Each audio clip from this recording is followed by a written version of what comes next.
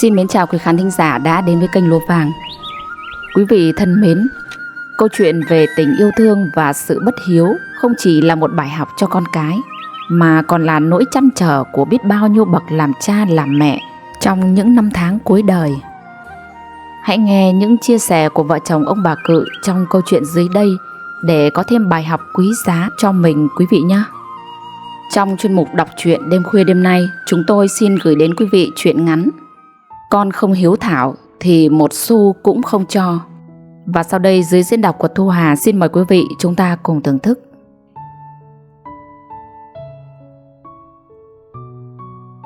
Mặt trời đã lặn sau lũy tre làng, những tia nắng vàng nhạt cuối cùng còn vương lại trên cánh đồng lúa mênh mông. Những cơn gió mùa thu nhẹ nhàng thổi qua, mang theo mùi thơm của rơm rạ và hơi ẩm của đất đai, làm cho lòng người như dịu lại. Làng Đông Hòa, một ngôi làng nhỏ vẫn giữ được vẻ thanh bình qua năm tháng. Ngôi nhà cấp 4 của ông Cự nằm khuất sau những hàng cây dập bóng, hiện lên trong cảnh hoàng hôn, với những tia nắng cuối ngày xuyên qua khung cửa sổ. Ông Cự 68 tuổi ngồi trầm ngâm trên chiếc ghế gỗ đã bạc màu thời gian, mắt nhìn xa xăm về phía con đường đất đỏ chạy qua cánh đồng. Bỗng ông cất giọng: "Bà này, bà vẫn nghĩ về chuyện thằng Tân đấy à?" Bà Lành, vợ ông, đang ngồi trong nhà thêu chiếc áo len cho đứa cháu nội. Bà biết ông đang suy nghĩ rất nhiều về chuyện gia đình, đặc biệt là về mâu thuẫn giữa hai đứa con trai. Tân con trai cả, Thức con trai út. Ông à, mình làm cha mẹ cũng chỉ mong các con đùm bọc thương yêu lẫn nhau, đỡ đần giúp đỡ lẫn nhau những lúc khó khăn. Sao chúng nó lại thành ra như thế này nhỉ? Bà Lành thở dài, đôi mắt thoáng buồn. Ông Cự nghe vợ nói như vậy, lòng nặng trĩu. Ông nhớ lại những ngày còn trẻ, vợ chồng ông đã vất vả làm lụng để nuôi hai đứa con khôn lớn. Khi ấy ông bà làm ruộng, quanh năm cặm cụi ngoài đồng để dành dụm được chút ít, với hy vọng cho con cái có cuộc sống tốt đẹp hơn. Nhưng rồi cuộc sống không phải lúc nào cũng diễn ra như mình mong muốn. Khi còn nhỏ, ông bà đã từng hợp với con trai cả hơn. Tân con trai cả là đứa khéo miệng, biết ăn biết nói, thường nói lời hay ý đẹp và luôn làm vợ chồng ông Cự vui lòng. Trong khi đó Thức con trai út lại ít nói hơn, anh chân thật và không khéo miệng. Ngày đó Tân lúc nào cũng khiến ông bà Cự tự hào vì sự lanh lợi, nhanh nhẹn và lém lỉnh của mình. Nhưng sau này khi các con đã trưởng thành, ông bà nhận ra con trai cả chỉ biết nghĩ đến lợi ích cá nhân, rất ích kỷ, chỉ quan tâm đến bản thân mà không bao giờ nghĩ đến vợ chồng ông. Ngược lại Thức con trai út từ nhỏ đã rất hiếu thảo với ông bà, thật thà không khéo miệng như anh trai. Nhưng con trai út là người rất hiểu chuyện và tốt bụng. Khi có đồ ăn ngon, con trai cả luôn vội vàng ăn hết, còn con trai út thì luôn chia sẻ với ông bà, không bao giờ ăn một mình. Lớn lên khi đi làm, Thức luôn dành sự quan tâm đặc biệt cho bố mẹ. Mỗi tháng anh đều gửi về cho ông bà một khoản chi phí sinh hoạt và không quên dặn dò: "Bố mẹ nhận tiền của con gửi để chi tiêu, đừng có tiết kiệm quá mà ảnh hưởng đến sức khỏe đấy." Ông Cự cầm điện thoại nhìn dòng tin nhắn chuyển khoản của Thức mà không khỏi xúc động. Bà Cự ngồi bên cạnh giọng đầy tự hào: "Thằng Thức nhà mình nó lúc nào cũng chu đáo, không để bố mẹ thiếu thốn gì cả." Không chỉ gửi tiền, mỗi lần Thức về thăm nhà, anh đều mang theo rất nhiều đồ. Vừa bước vào sân, Thức đã vui vẻ gọi lớn: "Bố mẹ ơi, con về rồi đây. Còn một ít trái cây tươi và mấy thức đồ bổ dưỡng cho bố mẹ tầm bổ đây này." Bà Cự từ trong nhà bước ra, ánh mắt rạng rỡ khi thấy con trai. Thức về đấy à? Còn lúc nào cũng mua nhiều đồ như thế này, bố mẹ còn chưa dùng hết lần trước cơ mà." Thức cười hiền đáp lời: "Mẹ cứ yên tâm dùng thoải mái đi, đồ tươi ngon, tốt cho sức khỏe mà mẹ. Con chỉ mong bố mẹ lúc nào cũng khỏe mạnh mà thôi." Ngoài ra Thức còn lắp một hệ thống camera trong nhà để có thể quan sát tình hình của ông bà từ xa. Một lần khi thấy trên camera bố đang loay hoay ở ngoài sân với chiếc thang, Thức liền gọi điện ngay: "Bố ơi, bố, con thấy bố đang trèo thang ngoài sân, bố cẩn thận đấy. Trèo cao nguy hiểm lắm. Bố cứ để đấy, để hôm nào con về con giúp bố sau. Ông Cự nghe điện thoại mà bật cười, giọng đầy cảm kích. Con lắp camera làm bố mẹ lúc nào cũng bị con giám sát thế này à? Nhưng mà nhờ có con, bố mẹ cũng yên tâm hơn nhiều. Thôi được rồi, bố sẽ cẩn thận. Những hành động chăm lo chu đáo của Thức đã khiến ông bà Cự luôn cảm thấy yên tâm và hạnh phúc, vì biết rằng dù con trai út có bận rộn công việc nơi thành phố thì lòng hiếu thảo và sự quan tâm của anh vẫn luôn hướng về gia đình. Khi các con đã lập gia đình, ông bà Cự đã cố gắng công bằng, không thiên vị ai, cho cả hai con trai mỗi người một khoản tiền như nhau. Hôm trao tiền, ông Cự ngồi trước mặt hai con, giọng chân thành. Hai đứa này, bố mẹ chỉ có chừng này thôi. Mong rằng hai con có thể dùng để xây dựng gia đình riêng của mình tốt đẹp hơn. Bố mẹ lúc nào cũng muốn những điều tốt nhất cho các con. Thức nhận số tiền từ tay bố, mắt nhìn ông bà với sự biết ơn. Bố mẹ đừng lo lắng quá, chúng con sẽ sống tốt mà. Con cảm ơn bố mẹ rất nhiều. Nhưng con trai cả Tân thì không hài lòng.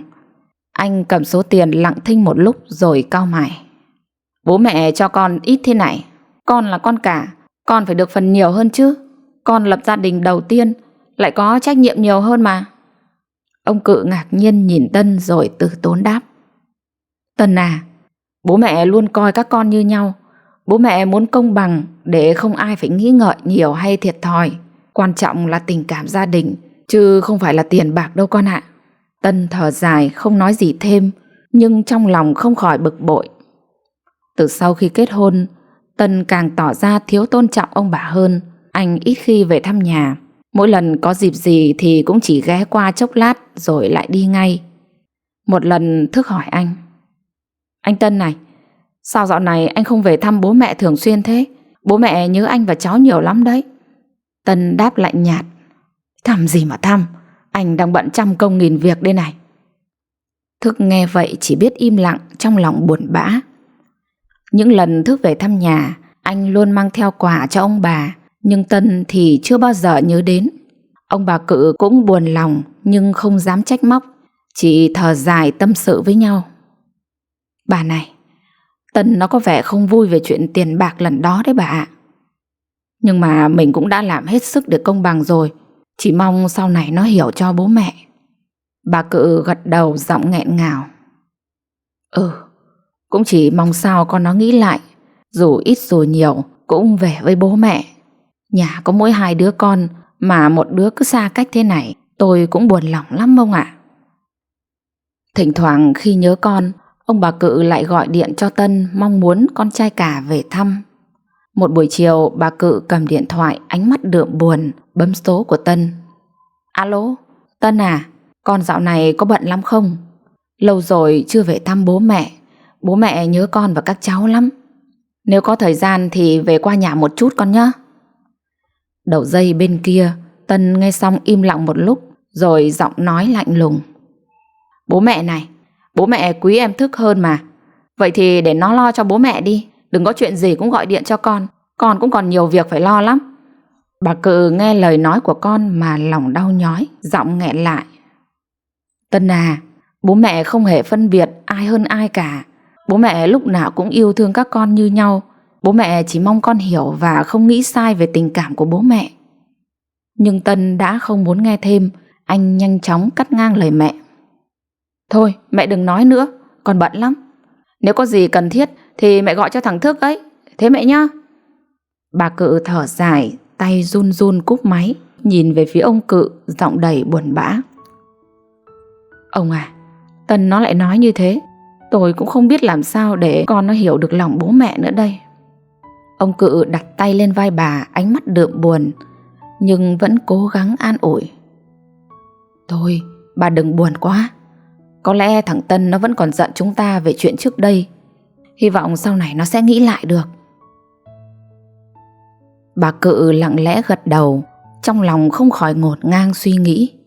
Những ký ức buồn bã về Tân vẫn còn đó, nhưng may mắn thay, Thức luôn ở bên để bù đắp cho nỗi lòng của ông bà. Nhìn thấy sự chăm sóc và quan tâm của Thức, ông bà lại cảm thấy ấm áp, như có một nguồn năng lượng mới tràn vào. Dịp Tết hay lễ hội, Thức luôn nhớ lì xì cho ông bà Cự. Mỗi lần anh đều chuẩn bị những phong bao đỏ với những lời chúc sức khỏe và may mắn. Vào ngày Tết năm nay, Thức đưa phong bao lì xì cho bố mẹ và vui vẻ nói: Bố mẹ này, con lì xì cho bố mẹ chút lộc đầu năm. Con mong bố mẹ luôn mạnh khỏe và hạnh phúc. Chúng con lúc nào cũng muốn bố mẹ vui vẻ ạ. Ông Cự cười hiền, nhận lấy bao lì xì rồi vỗ vai con trai: Thức à, con lúc nào cũng nhớ đến bố mẹ. Bố mẹ thực sự rất tự hào về con. Quan trọng là tình cảm của các con, chứ tiền bạc nhiều ít thì cũng không quan trọng đâu con ạ. Lan, con dâu út, cũng luôn tỏ ra rất tốt với ông bà. Mỗi lần gặp cô đều nhanh miệng hỏi: Bố mẹ ơi, chúng con về rồi. Bố mẹ có khỏe không ạ? Cô luôn gần gũi hỏi han xem ông bà như cha mẹ ruột và chăm sóc chu đáo. Lan thường xuyên mua quần áo mới cho ông bà, lần nào cũng hỏi han kỹ càng: Mẹ ơi, con thấy cái áo này đẹp này, mẹ mặc thử xem có vừa hay không nhá. Bà Cự cầm chiếc áo từ tay Lan xúc động nói: Lan à, con chu đáo quá, lúc nào cũng nghĩ đến bố mẹ. Cảm ơn con nhiều nhá. Ngược lại con dâu cả, chị Hòa thì chưa bao giờ mua gì cho ông bà. Vợ chồng Tân chỉ cần tiền thì mới tỏ ra tử tế. Một lần Tân và Hòa về nhà, giọng Hòa ngọt ngào khác thường: Bố mẹ à, dạo này bố mẹ có khỏe không? Con và anh Tân cũng nhớ bố mẹ nhiều lắm. À, nhân tiện vợ chồng con đang cần chút tiền để sửa nhà, bố mẹ có thể cho tụi con vay một ít có được không ạ? Ông Cự nghe vậy ánh mắt thoáng buồn, nhưng vẫn cố nở nụ cười. Thế hai đứa cần bao nhiêu, bố mẹ sẽ cố gắng giúp trong khả năng của mình. Nhưng mà bố mẹ cũng mong rằng các con về không chỉ là về chuyện tiền bạc, mà còn vì tình cảm gia đình nữa. Trong lòng vợ chồng ông thừa hiểu tính con trai cả. Nếu thực sự cho con vay, chắc chắn con sẽ không trả lại. Hòa nghe vậy gượng gạo đáp: Dạ bố mẹ nói đúng ạ. Con và anh Tân cũng bận rộn nên ít có dịp về quê. Mong bố mẹ thông cảm cho chúng con. Dù nói vậy nhưng thái độ của Hòa và Tân thường lạnh nhạt. Bà Cự nhiều lần chỉ biết thở dài tâm sự với ông Cự: Ông à, mỗi lần con dâu cả về, tôi cảm giác như mình đang nợ nần chúng nó cái gì ấy. Nghĩ mà buồn ghê. Năm ngoái vào một buổi chiều cuối thu, Tân bất ngờ về thăm nhà. Đã rất lâu rồi ông Cự và bà Lành không gặp con. Lần này thấy Tân về, cả hai đều vui mừng khôn xiết. Tân còn mua theo một túi táo và mấy cân sườn, làm bà Lành cứ tấm tắc khen con mãi. Tân này, lần này về con mang nhiều đồ quá, bố mẹ cảm ơn con nhiều lắm. Tân cười gượng gạo rồi đáp: Có gì đâu mẹ, con thấy tiện đường nên mua thôi mà. Này ông này, thằng Tân dạo này khác rồi, nó về thăm mình còn mua quà nữa. Chắc là con nó đã hiểu ra rồi đấy. Bà Lành nói với ông trong lòng đầy niềm hy vọng. Nhưng sau bữa cơm tối, Tân bắt đầu lên tiếng: Bố mẹ à, con muốn hỏi vay bố mẹ 350 triệu để đổi chiếc xe cũ đi. Mấy năm nay xe hỏng hóc nhiều quá, đi không an toàn. Con hứa khi nào có tiền con sẽ trả lại bố mẹ. Lời nói của Tân khiến ông Cự giật mình. Ông đã nghĩ rằng con trai về thăm vì nhớ cha mẹ, nhưng hóa ra lại là vì tiền. Ông thở dài nhìn con: Tân này, con làm việc bao nhiêu năm nay rồi, lương cũng không hề thấp, sao không tự tích cóp mà lại cứ hỏi vay bố mẹ như vậy? Đây là tiền dưỡng già của bố mẹ, không thể cho con mượn được. Nếu con muốn lấy số tiền đó thì từ nay con phải lo hết mọi sinh hoạt cho bố mẹ. Nghe vậy Tân im lặng, mặt xa sầm. Sau đó anh đứng dậy gom hết túi táo và sườn rồi đi về, không để lại bất kỳ thứ gì hết. Nhìn bóng con khuất xa, lòng ông Cự đau như cắt. 2 tháng sau đó, Thức nói với bố mẹ về ý định hai vợ chồng cậu muốn mua căn nhà mới để ổn định cuộc sống. Nghe vậy ông bà Cự không đợi con mở lời mà chủ động rút ngay 500 triệu từ sổ tiết kiệm ra để đưa cho Thức. Thức ngỡ ngàng: Bố mẹ ơi, con chưa xin mà. Sao bố mẹ lại... Bà Lành nhẹ nhàng nói: À thì con hiếu thảo với bố mẹ từ nhỏ, lúc khó khăn bố mẹ phải giúp đỡ các con chứ. Thức từ chối mãi, không muốn bố mẹ phải lo lắng thêm cho mình. Nhưng cuối cùng Cậu cũng nhận số tiền với đôi mắt rưng rưng đầy cảm kích. Cậu hiểu đó là tình yêu thương không điều kiện của cha mẹ dành cho mình. Khi Tân biết chuyện, anh nổi giận lập tức về quê gây sự. Tiếng cãi vã vang lên khắp ngõ xóm, làm hàng xóm kéo đến xem. Tân chỉ trích bố mẹ. Nếu bố mẹ đã quý em Thức như thế, sau này cứ để nó lo cho bố mẹ đi, đừng gọi điện tìm con nữa. Lời nói ấy như dao cứa vào lòng ông bà Cự. Cả năm sau đó Tân không một lần về thăm nhà. Khi bà Lành đau phải nhập viện, ông Cự gọi cho Tân, nhưng anh chỉ lạnh lùng trả lời: Con đang bận công việc lắm, không nghỉ được. Những ngày đó thật cô đơn, căn nhà nhỏ thiếu vắng tiếng cười đùa của các con, chỉ còn hai vợ chồng già tựa vào nhau mà sống. Nhưng dù thế nào, ông bà vẫn tin rằng mình không làm gì sai. Tiền bạc là do hai vợ chồng cực khổ làm ra, phải trao cho người con xứng đáng. Một buổi sáng se lạnh, trời còn tờ mờ sương, ông Cự dậy sớm khẽ khàng bước ra vườn hái mớ rau cải cho bữa sáng. Đất còn ẩm ướt trơn trượt, ông vô tình bước phải chỗ mùn, trượt chân ngã mạnh xuống nền đất. Cơn đau buốt lên chân khiến ông không đứng dậy nổi. Ông Cự cố gọi: Bà Lành ơi, bà Lành! Trong nhà bà Lành nghe thấy tiếng gọi gấp, hốt hoảng chạy ra. Thấy chồng nằm đó, bà sợ xanh mặt, tay run run lấy điện thoại gọi cho các con. Tân à, bố con ngã rồi, con về giúp mẹ một tay. Bà Lành khẩn khoản. Đầu dây bên kia giọng Tân vẫn ngái ngủ. Mẹ, con bận lắm, con không về được đâu. Thôi bố mẹ cố gắng ít hôm nhé. Rồi cụp máy cái rục. Bà Lành thở dài đứng lặng giữa sân, không biết phải làm sao. Bà lại gọi cho Thức. Vừa nghe máy, Thức chỉ nói ngắn gọn: Được rồi, bố mẹ yên tâm, con sẽ thu xếp về ngay. Rồi cúp máy, lập tức rời khỏi công ty. Trên con đường đất đỏ quanh co, Thức phóng nhanh, lòng như lửa đốt. Về đến nhà thấy cha nằm trên giường, mắt nhắm nghiền vẻ đau đớn. Thức tất tả chạy vào, cậu nhẹ nhàng đỡ lên, đặt lại vào giường nằm cẩn thận, mặt không giấu được sự lo lắng. Bố cố gắng nằm nghỉ chút nhé, để con nấu cháo cho bố. Thức nói rồi chạy vào bếp bắc nồi cháo nóng cho ông ăn. Sau đó cậu lại pha nước ấm cho ông ngâm chân. Ông ngồi tựa lưng vào gối, đôi mắt đã dịu đi đôi chút. Nhìn Thức bận rộn mà thấy ấm lòng. Thức à, con nghỉ tay một chút đi, cứ chạy đi chạy lại như thế. Ông Cử khẽ gọi. Thức cười. Bố cứ yên tâm, con không mệt đâu. Những giọt mồ hôi lăn dài trên gò má khi cậu đỡ cha tập đi từng bước. Lưng áo ướt đẫm nhưng trên khuôn mặt luôn nở nụ cười dịu dàng an ủi ông. Ông Cự nhìn con út, lòng càng thêm trân trọng tình cảm chân thành tận tụy của Thức. Một lần khác vào mùa hè oi ả, trời nắng gắt như đổ lửa. Bụi đường cuốn lên từng cơn mỗi khi có chiếc xe máy chạy qua con đường làng. Tân về thăm nhà ngồi dưới bóng cây trước sân, tay phe phẩy chiếc quạt nan, mắt lim dim. Ông Cự từ ngoài vườn bước vào, mồ hôi nhễ nhại, giọng ông khản đi vì nắng. Tân này, sau trận bão đêm qua, hàng rào nhà mình bị đổ khá nặng, con có thể giúp bố sửa lại hàng rào tre kia có được không? Tân ngáp ngắn ngáp dài tỏ vẻ mệt mỏi.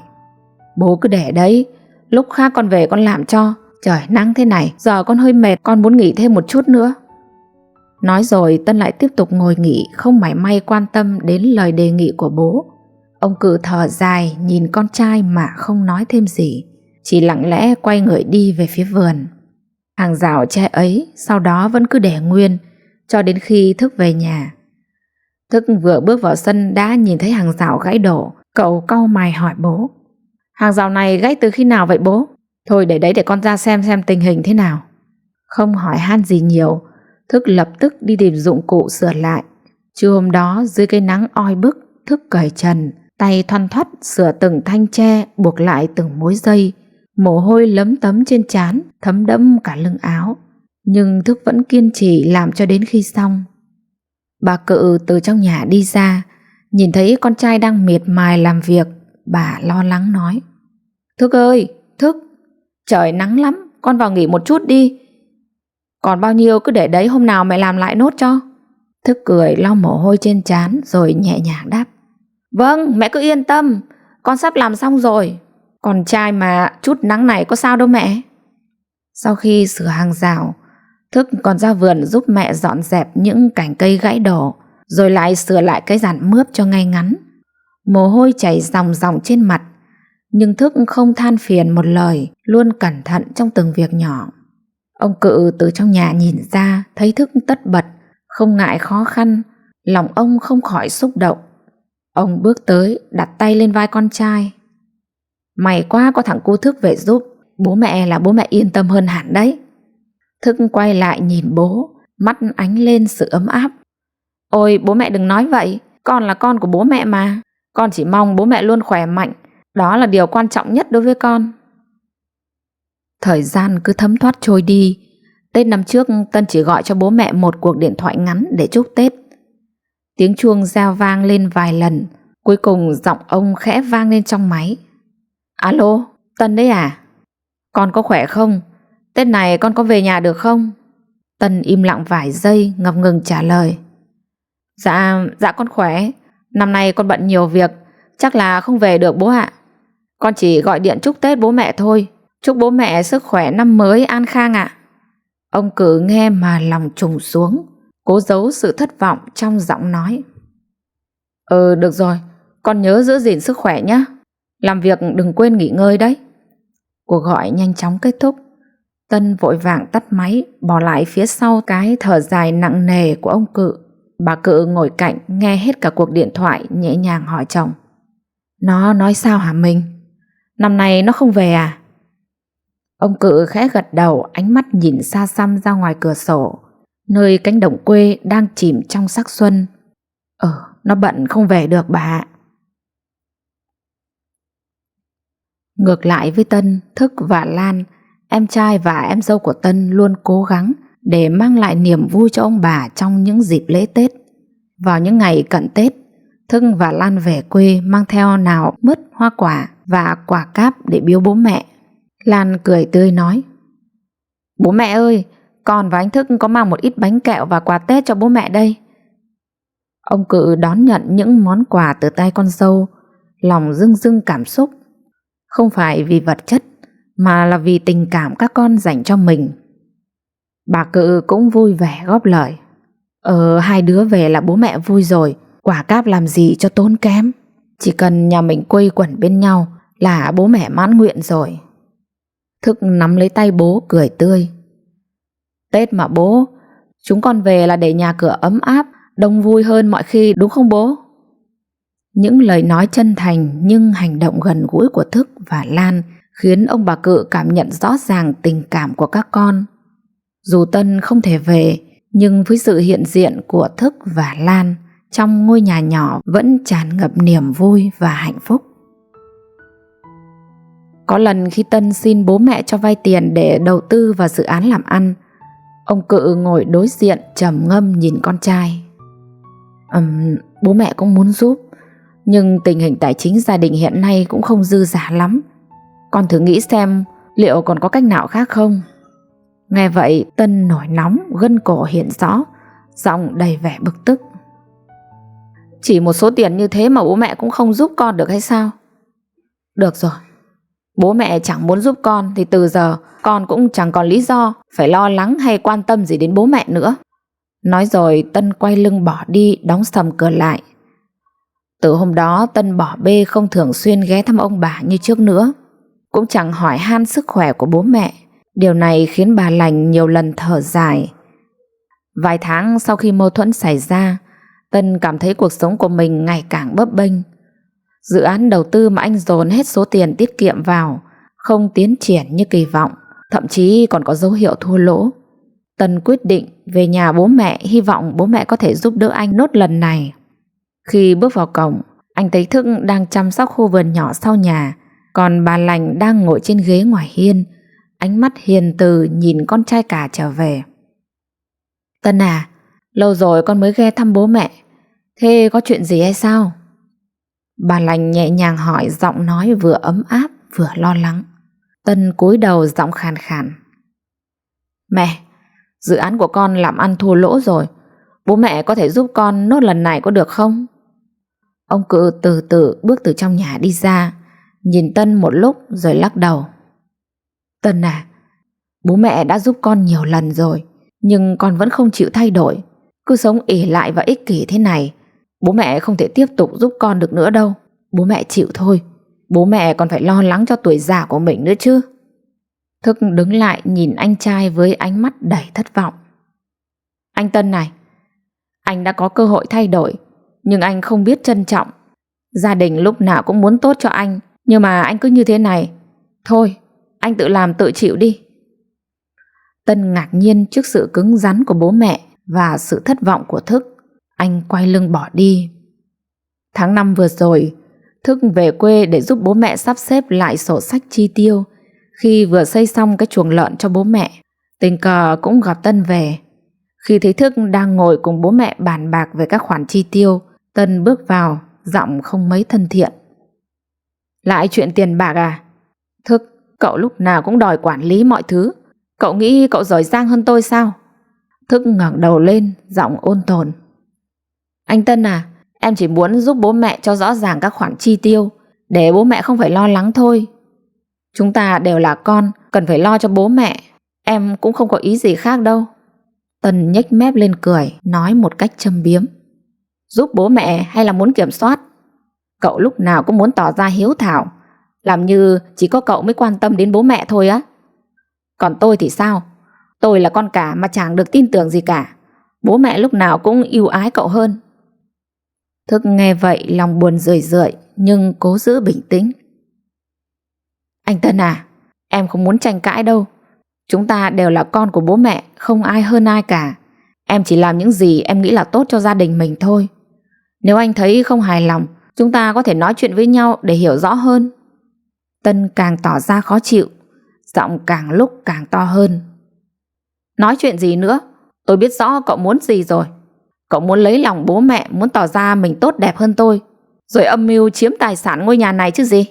Đừng có mà giả vờ nữa. Thức không muốn tiếp tục tranh cãi, anh lặng lẽ đứng dậy, bỏ ra ngoài mà không nói thêm lời nào.